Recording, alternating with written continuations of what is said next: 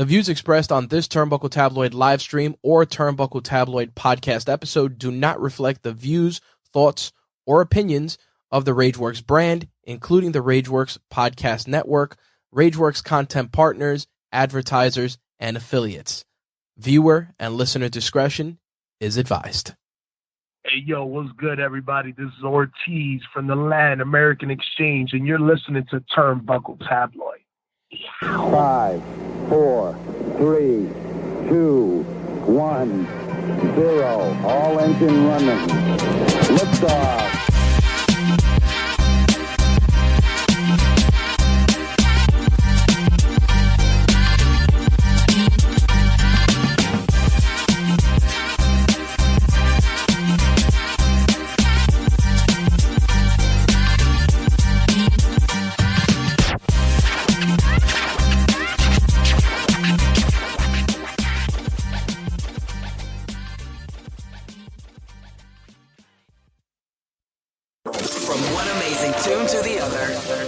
Top of the hour, and this is Bird Vision Radio. You are now tuning in Lockdown Love. I'm taking requests and dropping heat. Stay locked. Here's Mark Bays with Slow Leaks. Hit you from the corner with your eye on me. Her, she said she like me, know that I'm low-key.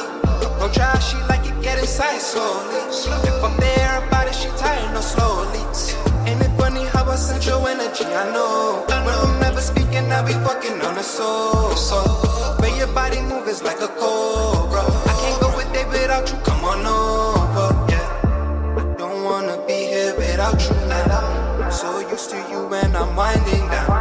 I lose my mind when you're not around. Please don't try to duplicate when I'm out of town. Cause you know once I'm back, it's fuck your sleep. Now marrying that pussy, I go deep. So baby girl, I hope you with that action. Anytime, any place, ain't talking Janet Jackson. You with it or you passing. Keep it real, I ain't tryna do no fake shit. Talking on the speed, it got me higher than a spaceship. Liquid courage, top of that, you know that I ain't chasing. How you got these feelings, look at me and never say shit. I beat you from the corner with your eye on me. Her, she said she like me, know that I'm low-key. Go try, she like it, get inside slowly. If I'm there about it, she tired, no slow leaks. Ain't it funny how I sent your energy, I know. When I'm never speaking, I be fucking on the sofa. Where your body move is like a cobra. I can't go a day without you, come on over, yeah. I don't wanna be here without you now. I'm so used to you when I'm winding down. I lose my mind when you're not around. Please don't try to duplicate when I'm out of town. Please don't try to duplicate us. Just give me that solid, baby, you know I don't ask for favors. If we clear, then nothing else can phase us. God is in the flesh and they say only God can save us. Gotta believe in something, I believe in me and you. The proof is in the pudding, baby girl, we bulletproof. Super elevated, cause I sailing through the roofs. Want you and only you, I always knew that was the truth. Once I peeped you from the corner with your eye on me. Her, she said she like me, know that I'm low-key. Go try, she like it, get inside slowly. If I'm there about it, she tired, no slow leaks. Ain't it funny how I sent your energy, I know. When I'm never speaking, I be fucking on the sofa. Where your body move is like a cobra. I can't go a day without you, come on over, yeah. I don't wanna be here without you now. I'm so used to you when I'm winding down. I lose my mind when you're not around. Please don't try to duplicate when I'm out of town. I don't wanna be here without you now. I'm so used to you when I'm winding down. I lose my mind when you're not around. Please don't try to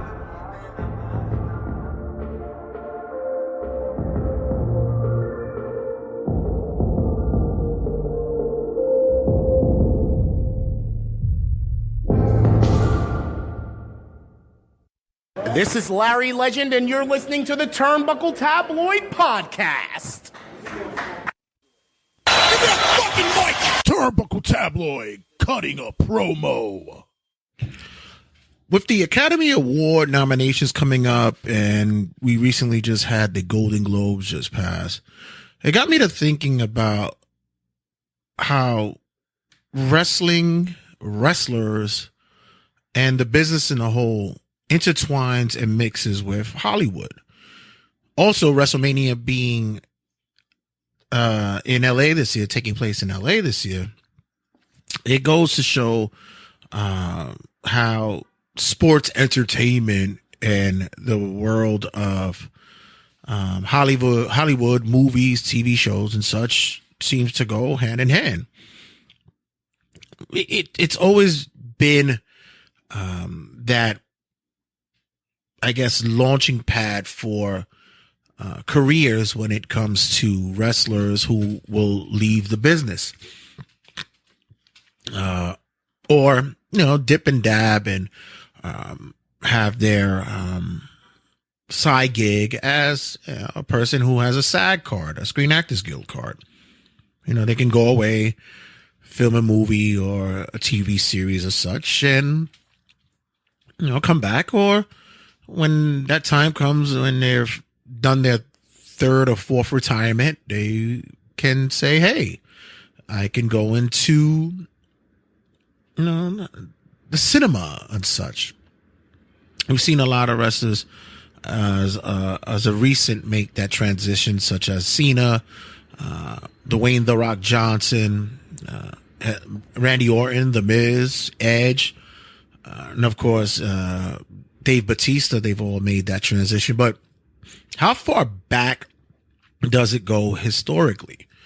And what has been the most, one of the earliest that you've seen a wrestler or a movie connected with wrestling in your upbringing? For instance, for me, I remember a movie. It was with Face, believe is Dean Benedict from A-Team, and he was a manager for Roddy Piper and one of the Samoans. I forgot his name. And the movie was called Tag Team. It was my first foray into seeing wrestling or wrestlers on the big screen. Years later, you get to see that Terry Funk do movies like Over the Top or Roadhouse and stuff like that. We saw Piper in sci-fi suspense horror movie, or if they call it horror, called They Live, in which he really was like a cult favorite in that. Years before, there was a foray. This is way before my time, but there was a movie called The Wrestler, which wasn't a kayfabe behind the scenes. It was a shoot look of wrestling. It had like Vern Gagne and a couple of other of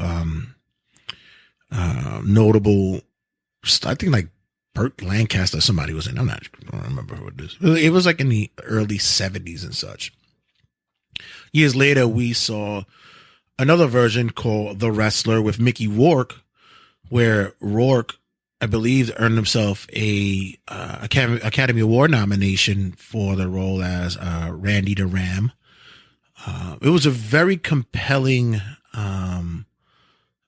in-depth look at the life of an indie wrestler. And there was many indie wrestlers, especially guys from Ring of Honor and I believe like CZW and stuff, that were in the movie.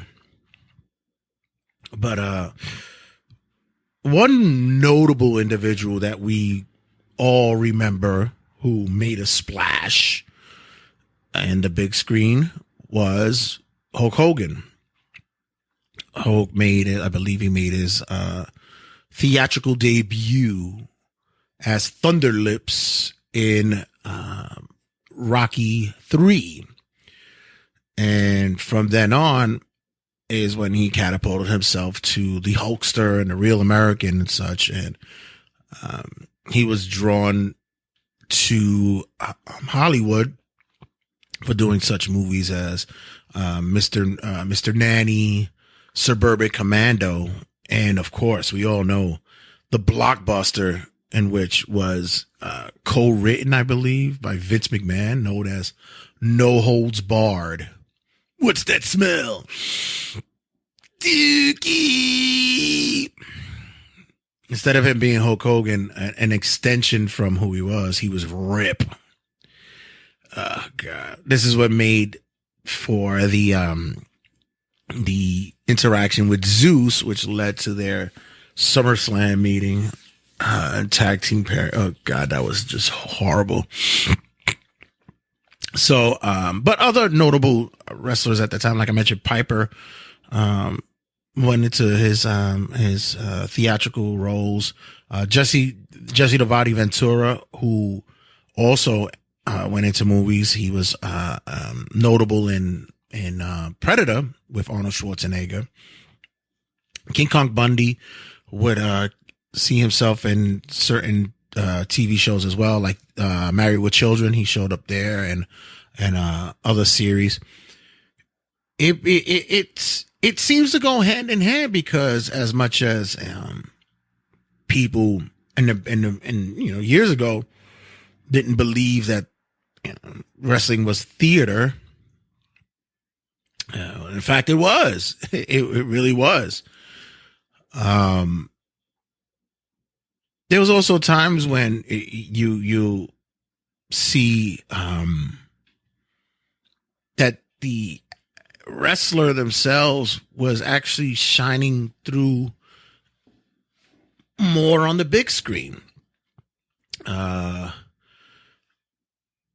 I mentioned Edge earlier. Edge years ago was in a Highlander movie in the late 90s. And that was his foray into it. Bret Hart did Lonesome Dove, a Western TV series.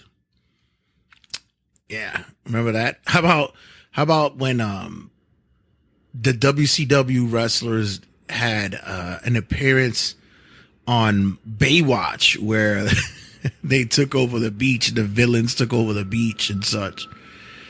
Oh my God, that was terrible. Hulk also had Thunder in Paradise with his speedboat.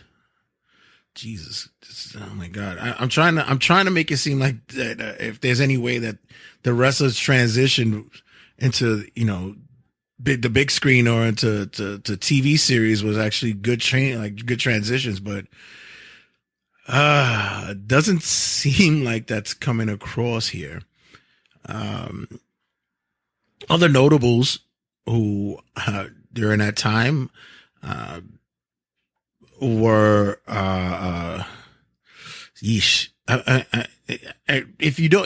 you watch Suburban Commando, you might be able to catch a young Undertaker as one of the villains on there. Yeah. Yeah. Another one who broke through and then later on did what became more successful was Kevin Nash. Kevin Nash, many of you guys don't know, in Teenage Mutant Ninja Turtles 2, The Secret of the Ooze, Kevin Nash was the Super Shredder. And he later on became the Big Russian and the Punisher and other movies like Magic Mike and such. He's had a good career in theater and in the movie theaters. He's actually done well. So I'm like I said, I'm still trying to find out where the success breakthrough happens. Like shit, it does sound bad, but we will get there because we've also had another one during the mid 90s and later on who started cracking into the small screens. Never, but he actually did a big movie later on.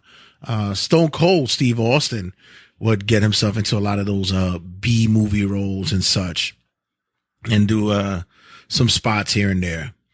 But it wasn't until I believe when Dwayne "The Rock" Johnson actually became the breakthrough guy for wrestlers.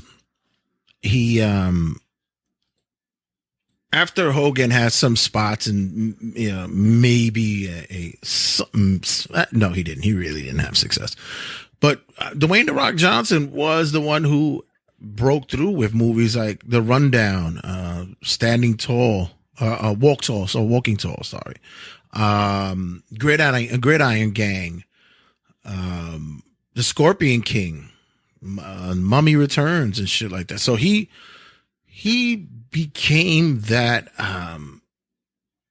wrestler who can actually break through and show that they could be a successful superstar out of the squared circle.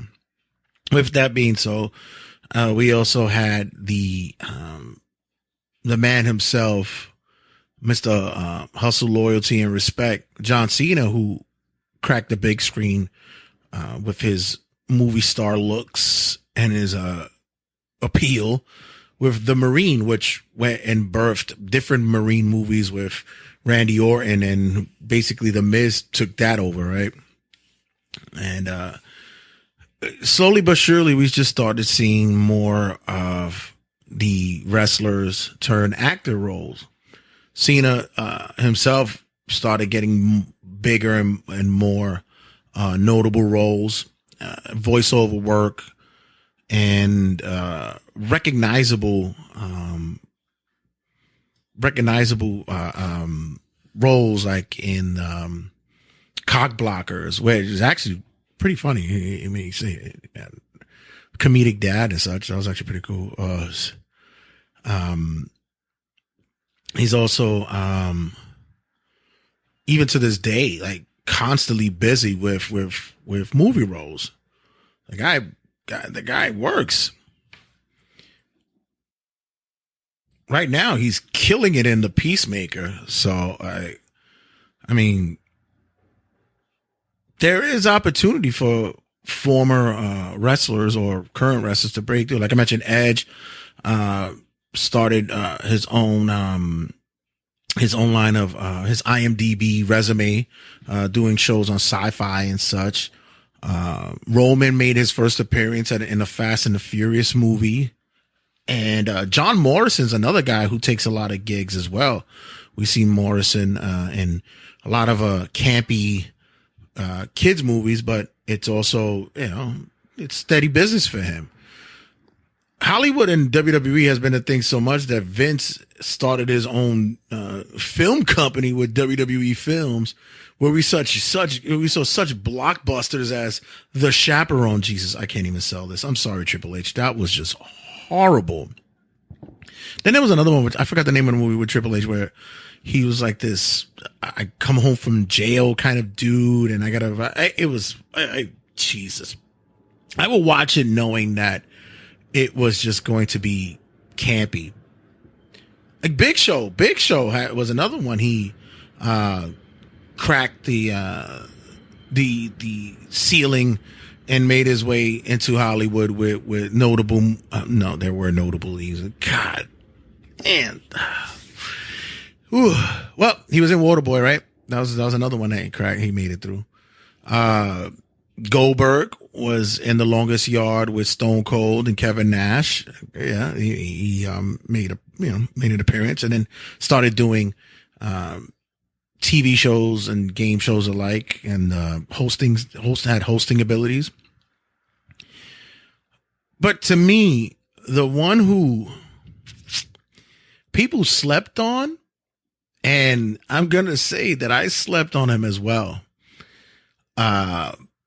Didn't really believe that he would be giving the opportunity to show off his acting ability. And I must say has been very impressive in his run. Has been R-Truth. No, I'm kidding. It's not R-Truth. It's really not. No. Has been CM Punk. Well, Punk has been okay. I know in the TV show Heels has been fine. It's pretty cool. No, has been Dave Bautista. To me, there's often a debate that I see on social media where people discuss who has been the most breakthrough actor who's gone from wrestling to movies or TV shows. And of course, everybody will say, well, Cena and Dwayne Johnson. have, they're megastars. Yeah. But if you're going to say who has acting chops, who actually seems to take, the job serious, and from a guy who we watched in wrestling and didn't really cut the greatest promos, didn't seem comfortable to be on the mic, didn't really sell if he was, either the real face of a company or really a dastardly heel. In my opinion, these days, Batista has been killing it in Hollywood. I mean, his IMDb is like, it has some notable stuff on there. Let me just give a quick rundown. Even the bad stuff that he was in. There was a movie called Bushwick that he was in. I watched it because it's the neighborhood and shit. But I still said, hey, he didn't do a bad job on it. Just a quick synopsis. Of course, we all know him from as Drax in the Marvel universe. He's fucking hilarious in them shits. I find him to be great in that. He had like small roles in Smallville. He was in a movie like series like Neighbors, or had bit roles in like Chuck. But then when you start start stepping up, he was in like Scorpion King 3, Man with the Iron Fist, Riddick. He was in. He starts building up a little. He was in a James Bond movie, Spectre. I'm just going to Kickboxer Vengeance movie. Who the fuck watched that? He actually played Tung Po in that. If anybody knows Kickboxer, who Tung Po was, that's a real throwback to being old. I'm an old fuck. So, but a lot of his resume is the Marvel Universe series. He was in Blade Runner 2049, and now you're seeing him in this M. Night Shyamalan movie, Knock at the Cabin. I'm telling you, I think he is going to have a more successful career in Hollywood and be more recognized as an actor than Rock and Cena. He was in Dune. Look at that shit. He's gotten some gigs. Army of Dead. Wow, look at him. He made himself a nice little resume there. I'm saying this because I'm gonna put a post up on the Turnbuckle Tabloid page, and I want to ask you guys, who do you think would be a best actor? I would think out of the three of them, I would think that Batista would probably get although none of them might get it, but if it was going to be out of the three, I think Batista would be the one to get at least a Golden Globe nomination or maybe an Academy Award nomination. Some people believe that every time you see Dwayne Johnson, he's playing Dwayne Johnson, or anytime you see Cena, he's just playing an off-putting self of Cena. I mean, did you not see how well Dwayne Johnson was in the game plan? I thought he was a believable football player who had a kid out of wedlock and then now had to take care of the kid. In any case, it was Rock, right? So, yeah. What's your thoughts? Who do you think would be a wrestler turn actor who would be taken seriously? I'll post that in the Turnbuckle Tabloid Facebook page. Also, we'll see if we could get that on the Instagram and on the Twitters as well. Guys, when we come back, we're gonna have the State of Wrestling address. Since we had the State of the Union this past week, let's get the state of wrestling address up and away, and have my thoughts, my feelings on what we as a society of wrestling fans need to do, should do, and will do to help better the wrestling society. So guys, don't go anywhere. Stick around. We will return. Check you guys in a sec.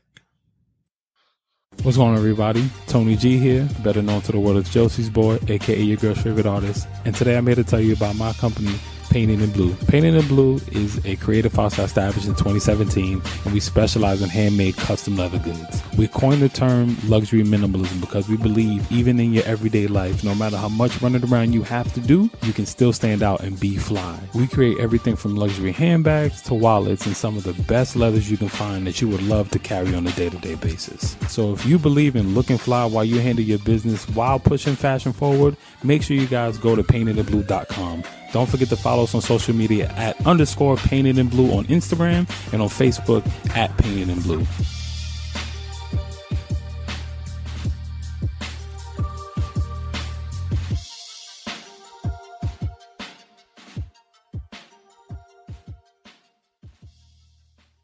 What's up? I'm RGT85, and you are listening to Turnbuckle Tabloid.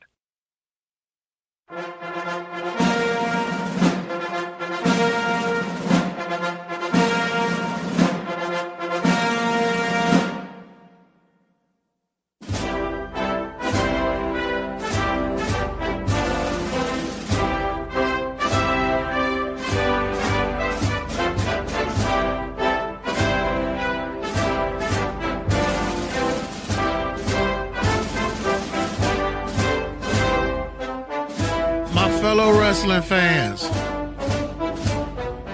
we embark in a new year of wrestling, a year of hope, a year of anticipation, and a year of wrestling fans complaining to other wrestling fans saying how much they hate wrestling. Yes, my friends, we are here to not only bitch, complain, moan, and be upset at the fact that our favorite wrestlers aren't getting the push that we should be getting they should be getting now. But we also complain, bitch, and moan about our favorite wrestlers who are getting the push that they are getting now. We just don't like the way it's being done. All right, I could take off that whatever accent I'm doing there. In any case. Yes, my fellow wrestling fans, we are at the Plymouth. We are at the top. We are at the optimum of a possible shift back into the world of wrestling, where wrestling is being appreciated and loved by wrestling fans. For the past few years, we squabbled, battled, debated, gone head to head on whether or not wrestling is still watchable or just a putrid showcase of get me your money with my merchandise. But the past year, we saw 2 legions, 3, 4 even, fandoms come together to say that, yes, we can. Yes, we are becoming a new level of entertainment when it comes to wrestling. Liar! No, it's true. It is true. There has been a unity, a forced but yet acceptable unity between the fan bases to say that although my wrestling promotion may be better than yours, but we are enjoying wrestling. Gone are the tropes of wrestling versus sports entertainment. Gone are the bitter back and forth between the fan bases that say, who cares if a match has 3 tope suicidas as opposed to 5 headlocks for wear downs? No, my friends. We are unified to say that we here at not only Turnbuckle Tabloid, but also at the top of the mountain, we here are saying that we can stand together and show those who goof, laugh, and tease us for being wrestling fans that, yes, wrestling is entertaining again.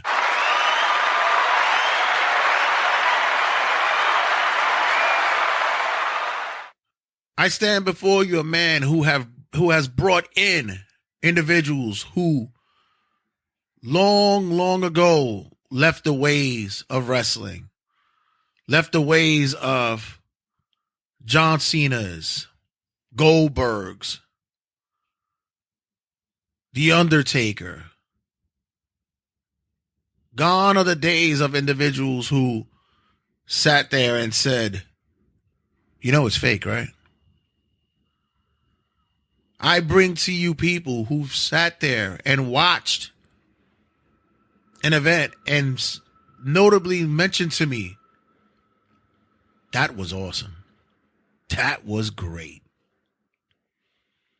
I bring to you as a man individuals who have, as I mentioned, walked away long ago and have now returned and watched a live wrestling match and enjoyed themselves. I bring to you individuals who not only would watch a WWE or an AEW or a New Japan or an Impact, but will go to a bar and watch bar wrestling and enjoy themselves. This is the time, ladies and gentlemen, where we can now stand with our Bullet Club shirts, our Judgment Day shirts, our Elite shirts, and not be ashamed to look like a weirdo in the subway or at a Kmart or at a Target. We are no longer a secret society who give each other a nod whenever we see someone wearing an AJ Styles shirt or a John Moxley shirt. No longer do we have to feel ashamed or ridiculed to throw up a too sweet whenever we see someone with a Bullet Club shirt. No, you can still feel ashamed about that. No, I retract that. I take that back. But in any case, we are seeing the rise on some shows, and maybe not all, but in some shows, that the ratings and the viewerships are up. Yes, we were floundering for a few years when we had an old regime who believed that fart jokes and off-color humor was the way of getting an audience.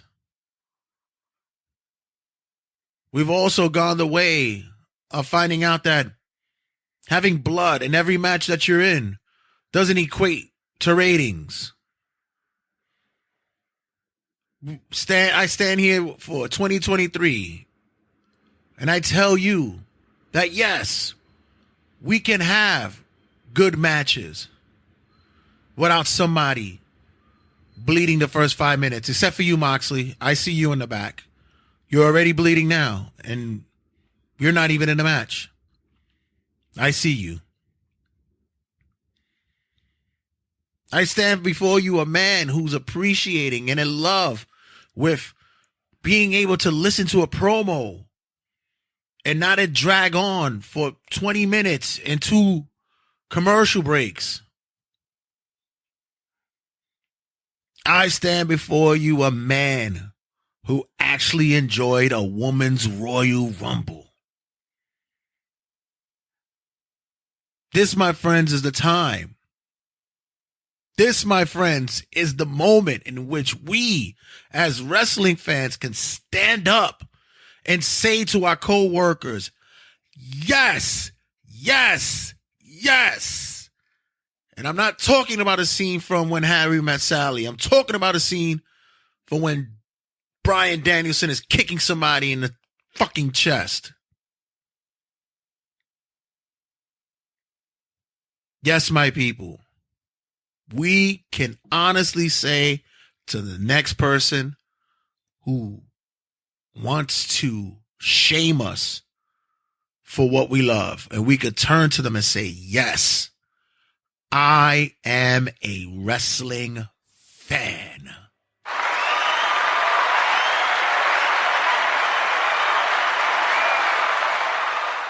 So grab your fellow wrestling buddy, your brother, your sister,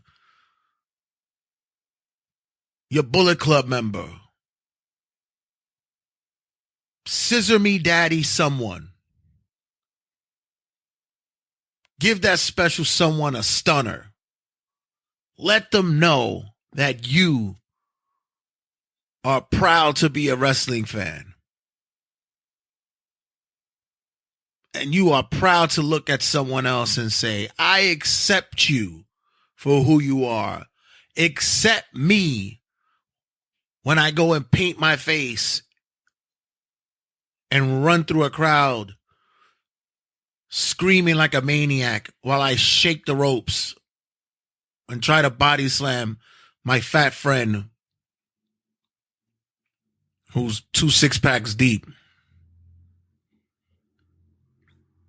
Let it be known that we stand true, stand tall, stand together as a nation of wrestling fans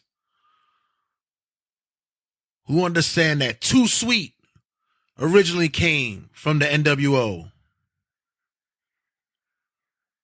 That you're excited that WWE 2K23 is coming out and you're still waiting for AEW's video game to come out. That you're excited about the possibilities of who's going to take down Roman Reigns and who you don't want to take down MJF. This is the time to let the others know that your favorite movie stars a former wrestler.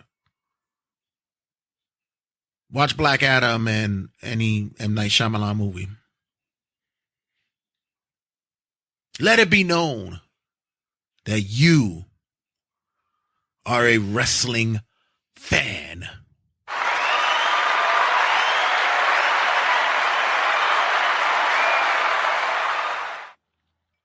As I say in closing, this is a time for us to take wrestling to another level. Let's do away with the bipartisanship. Let's do away with the resentment, the bickering, the anger that comes with being a wrestling fan. Let us unite and put together a coalition that would tell the masses that yes, body slams hurt. That yes, putting your cousin in the figure 4 leg lock is still a thing. And that yes, women could have a wrestling match without it being a bra and panties match.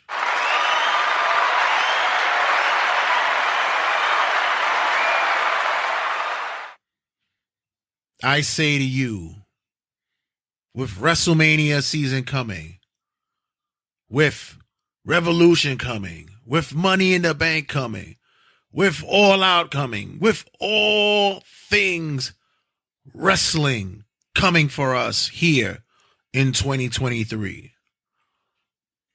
Let us take our time to unite, to show in such force and vengeance that we will not be ridiculed and teased for the love of wrestling we have.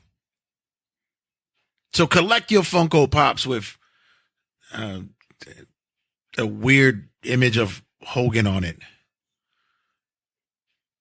Save your Stone Cold Steve Austin IPA cans and collect as many t-shirts and socks and buttons that you can get. I'm pretty much talking about me. It's just getting a little weird with that. In any case, you wrestling fan, go out there, be proud, and tell your surrounding environment that, yes, I am a wrestling fan.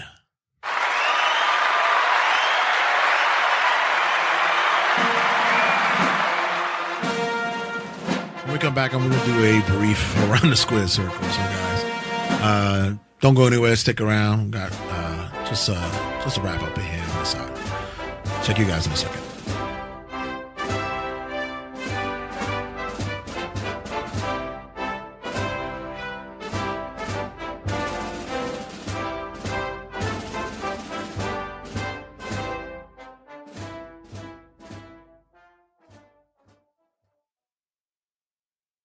This is Sean Pryor, and you're listening to Turnbuckle Tabloid.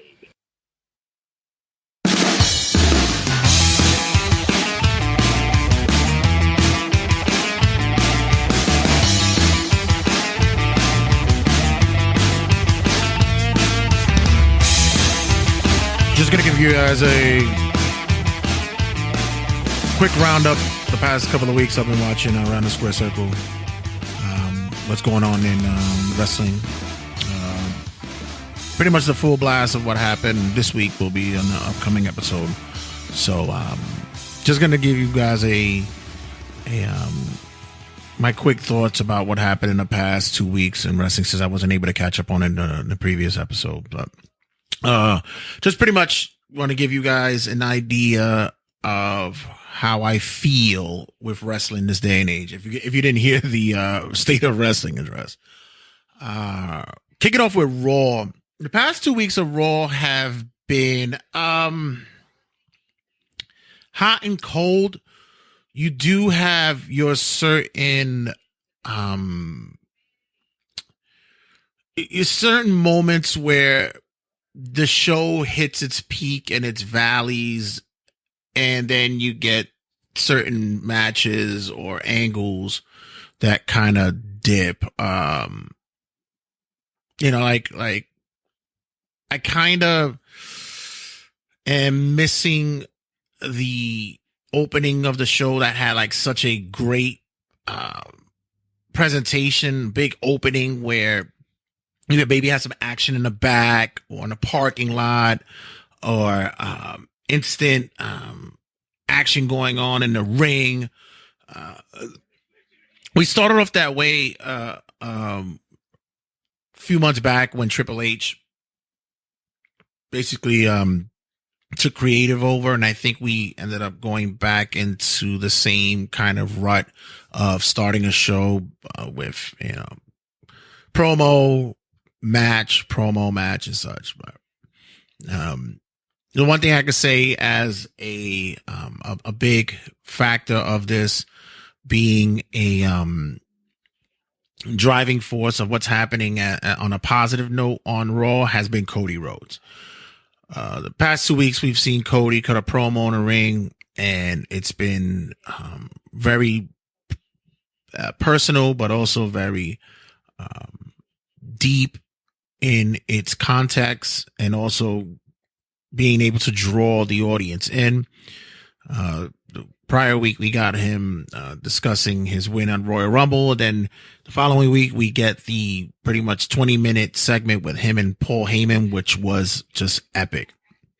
I would love to play it, but it's just too long. But there's certain moments of sentiment, and you see the emotional side of Heyman, and you also get that connection with Cody, trying to let it be known that yes, there's there's a possibility that he won't face Roman at Mania because of Roman's upcoming match with Sammy, but also that if he does have to wrestle Sammy, that by all means he's looking forward to that as well. He's not, looking far beyond the tall grass where he knows that there's might not be the possibility of Roman, but he's also paying attention to the fact that something can happen with Sammy as well.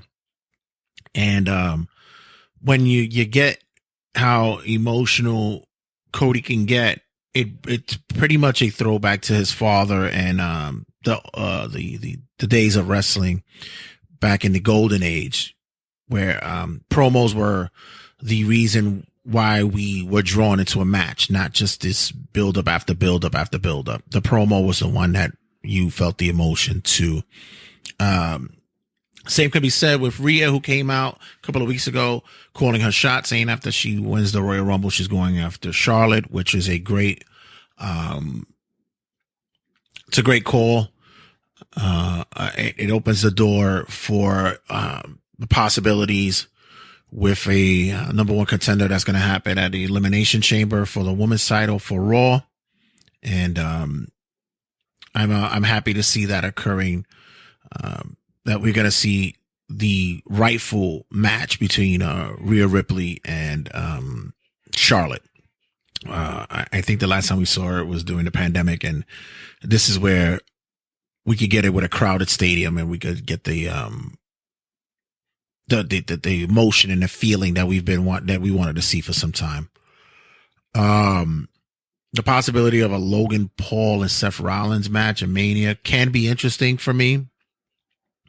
I think that he has so far shown that he can work, and I think that Seth is one of those guys that says, "Hey, put me in the ring with that kid. I want that to be something."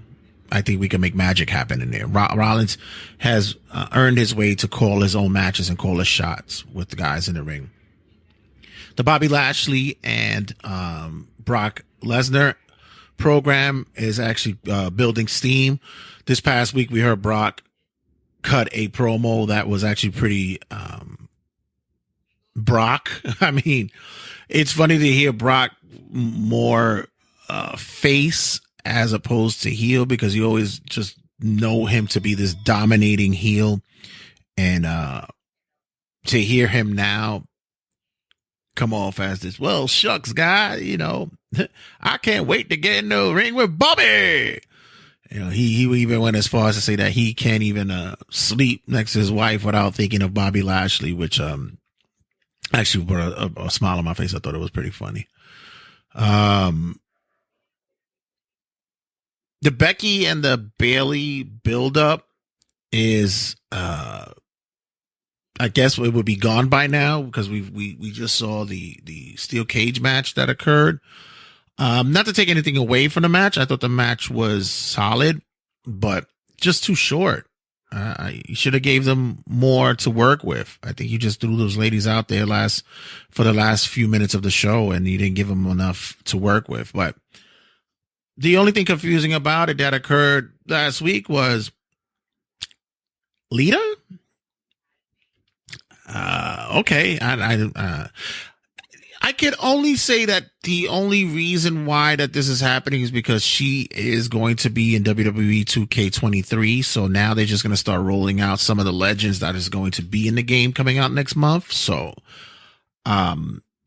that's the only reason. I know that there was some exchanges that occurred not too long ago where Bayley had been calling out a possible match with Lita. She's been saying it on social media. But once again, this is one of those things that just doesn't translate on TV, because unless you're following it on social media, who would even know this shit? So, I guess it makes sense to a lot of people. Another thing, I don't know. The women's elimination chamber match is going to be for the number one contender, like I mentioned, for the Raw Women's Championship. The last four, outside of Rhea, have qualified for the match, and everybody else had to, wrestle buy in for it. Chelsea Green is debuting the Karen gimmick, which I think she's going to take a strong hold of it. It works for her perfectly. I think it's fucking hilarious. The only thing is that I don't need it to be excessively done, and it shouldn't be used on every occasion. There has to be something in particular. Like this past week, she carried her way into getting into a match for the title. So we shall see. And 2 weeks ago, as I mentioned before, Cody, we had a match with Cody and had a fantastic match with Finn Balor. So it was the first time that we saw that. And there's history there that wrestling fans know, especially when it comes to the Bullet Club stuff and changing of the garb and such. So I think that I have to say that was a great call and a great match that went along with it. Other than that, like I said, the past couple of weeks, Raw have had its moments, but then it's also had its decline, its low points, as I can say. But it's better off with what we were accustomed to for a while prior to the creative change. I think what's happening is now we're getting a blend of the good with the bad, because you're just trying to figure out who's going to go where and what spots and what's the next programs and angles that's going to be building up until Mania, what matches are going to be set up, what's going to be on the line. And Raw has been just that pretty much melting pot of that. I've often said, as long as you give us more wrestling, it's fine to have, because at least with the more wrestling, we can figure out who we want to see in story work and storylines. So let's get that flowing, and then let's get a strong run to Mania after Elimination Chamber. We then lead up to AEW's Dynamite, where the leading point over there has been, of course, the MJF and the Bryan Danielson program. That's been hitting on all cylinders. Bryan has been able to go in that ring and been showcasing himself well, but it's even better because he's showcasing the talent that he's been in the ring with very well. With Takeshita and just recently with Roosh. Roosh actually looked really good in this match. I think that AEW is just afraid to just have matches that doesn't always have to compensate with blood. Like, there's just no real need for it. It's not necessary all the time. You could have a fight without bleeding. And on the other end, you can have a fight with bleeding. I just don't think it is called for all the time. And you kind of, once again, you desensitize it, you water it down. It's almost like watching, South Park. You already know Kenny's going to die. You just don't know when it's going to happen. Then finally, when an episode happens where he doesn't die, you're like, holy shit, what the fuck just happened there? Like, you really want to have that moment where someone's about to bleed, that it has an impact. For example, Moxley, bro's gotten to such a point that he's not even giving a fuck when and how he bleeds. He'll just do it, and then do it on fucking camera, because apparently he did it right on the fucking hard cam. Good job, buddy. Right on the fucking hard cam. Although I can't take anything away from Adam Page, but he's as dry as sandpaper, man. Jesus, man. I get nothing out of him. I'm sorry, guy. There's just no charisma oozing off that guy at all. I mean, I like the Jamie Hayter stuff that's happening. She's actually been the very focal point of the women's division. The woman could work, and now that woman could work, but she's actually not bad to look at either. But this past week she had a match with the Bunny, and shit, wow. That ending, I actually thought that the Bunny fucking concussed herself at that ending. I thought she was just, it looked like, woof. That didn't look good. That finish was not good at all. Speaking of Takeshita, he's been the focal point in the MJF tirade with Bryan Danielson.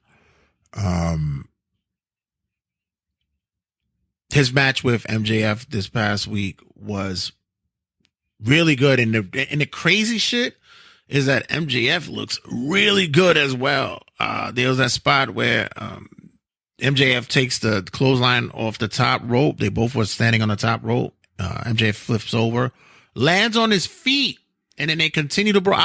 I was amazed by that. Kid is talented, man. A lot of people give him shit for his ring work, but I don't see it. I don't see where we could bust his chops at. Takeshita is actually going to be. They're really going to push him and find a foothold for him to make his way up that roster. And I know that a lot of people, a lot of people in that locker room that's going to be pretty fucking pissed, man. Pretty fucking pissed. Oh, and the previous week with his work with Brian Cage was good too. So before I even forget, what the fuck was that shit with Isaiah Cassidy and fucking Omega, him screaming and doing the shit? I cried. I almost lost it. It was fucking hilarious. And I even forgot to mention the Bryan Danielson and Timothy Thatcher match. Spot on as well. Spot on. We spoke about the high note on the women's division, which is Jamie Hayter, but then we get to Jade Cargill, and it's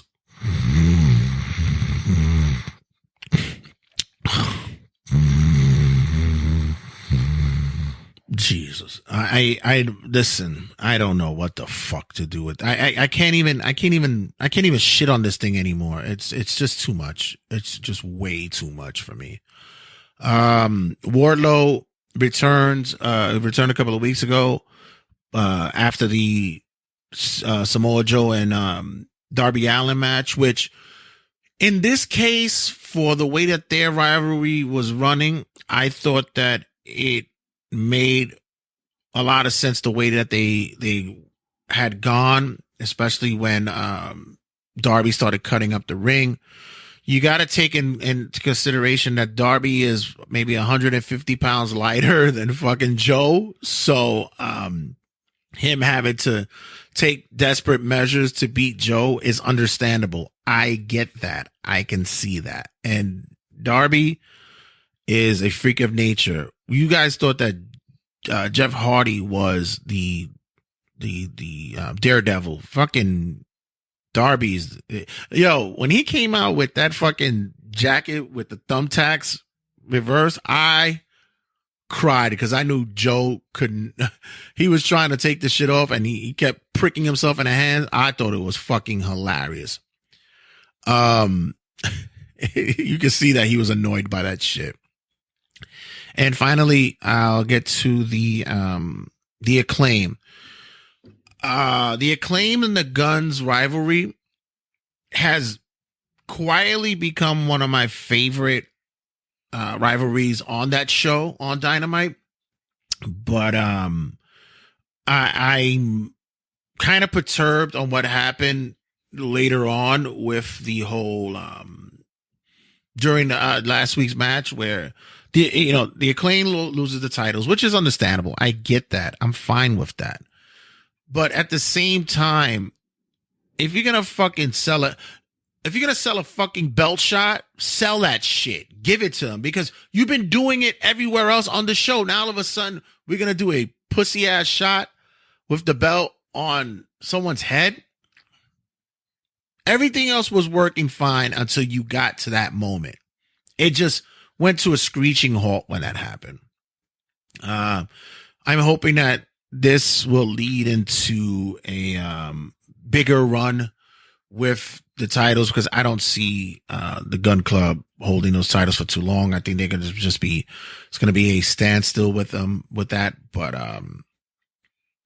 other than that, I think Dynamite has been bringing the matches storyline wise, like the whole Tony Storm and Saraya shit. It just stinks. It's horrible.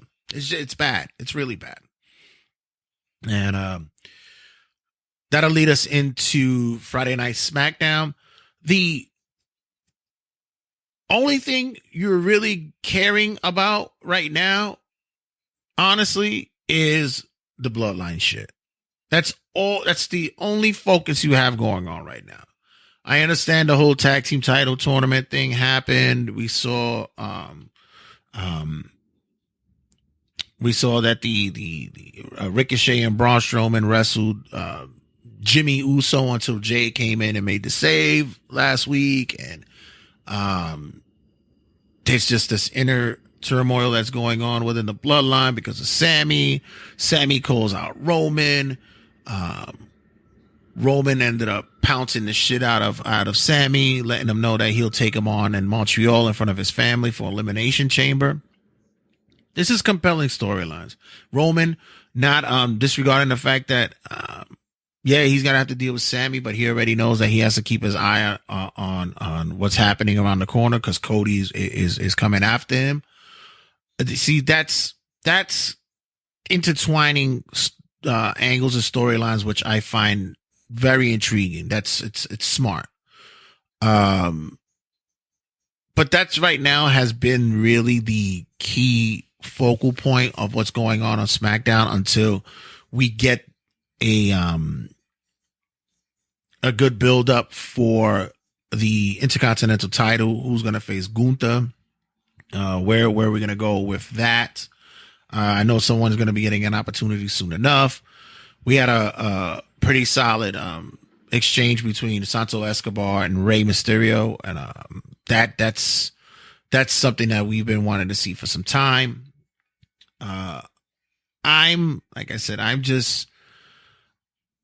looking to see what more can come out of SmackDown. I know the women's division is trying to heat up. Notice I said trying. I'm underlining. It's trying to heat up. Ronda makes a return. Natalia's on a tear. I guess that's what we can say. But I still don't see anything that's going to bring us to prominence on what's going to happen for the crew at SmackDown until maybe after Elimination Chamber. So let's see. I'm not really seeing anything that says pay attention to me until maybe after Elimination Chamber.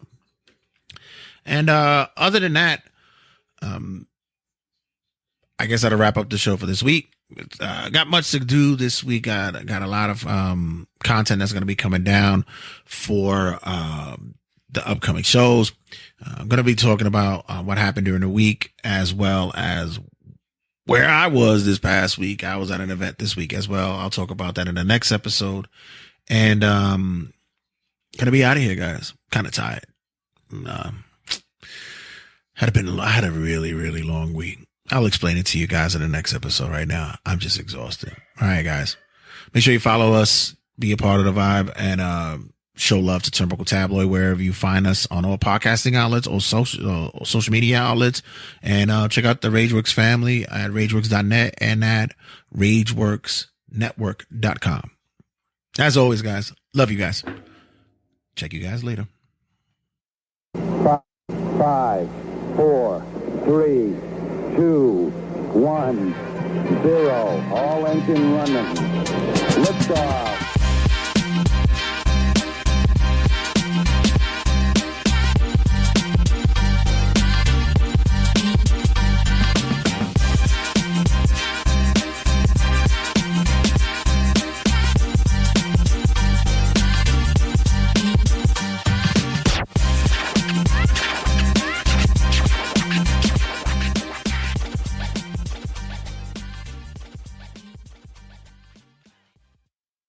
Turnbuckle Tabloid.